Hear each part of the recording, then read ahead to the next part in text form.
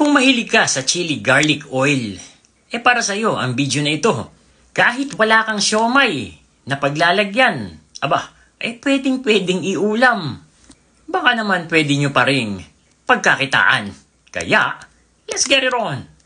Kumuha ka na ng medyo malalim na kawali. So, wok ang ginamit natin dito. At maglalagay tayo ng vegetable oil. Hihintayin lang natin na uminit. At naghiwa na rin tayo ng pinong sibuyas. Bakit nga hindi? Pampadami din ito. At saka pandagdag ng lasa para sa ating chili garlic oil. Haluin hanggang sa mag-translucent bago natin ilagay yung ating maraming bawang. Teka muna, sino sa inyo ang inuulam ang chili garlic oil? Paki-comment mo naman dyan. At dahil nga dito sa aming lugar ay napakamahal ng sili. Kaya ang gagamitin ko ay yung chili flakes na nasa pakete. Kung nandiyan ka sa Pilipinas at marami kayong tanim na sili, pwede mo i-blender yan para madurog at nang hindi ka na maghiwa ng mano-mano. Pero ang sabi nila, hindi daw ganoon kaanghang kapag chili flakes na dried ang ginamit ninyo. Pwes, ano't ano man, sili pa rin yan. Pag siguro nakagat mo, mga ilang piraso ng buto niyan, ewan ko lang kung hindi ka pagpawisan.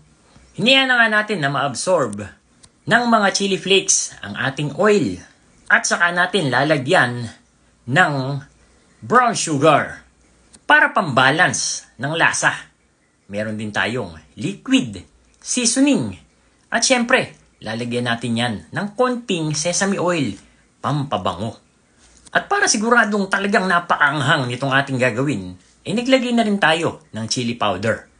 Pero kung ang gamit ninyo ay fresh na sili, huwag na kayong gumamit ng chili powder.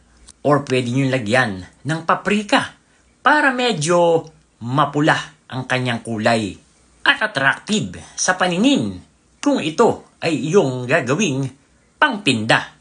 Kaya kung marami kang tanim na sili sa paligid mo, ito na ang pagkakataon mo para magnegosyo. Bakit hindi mo muna subukan gumawa at ipatikim sa kapitbahay mo kung ano ang sasabihin? And there you have it, Candy Nation, mga kadadilicious. Ito yung ating version ng chili garlic oil gamit ang chili flakes. Kaya sa mga kababayan natin na nasa abroad, pwede ka na rin gumawa gamit ang chili flakes na nabibili natin sa mga Asian store. Hindi mo kailangan ng fresh, lalo na kung napakamahal ng presyo nito. Para-paraan din lang para matikman ang hinahanap mo.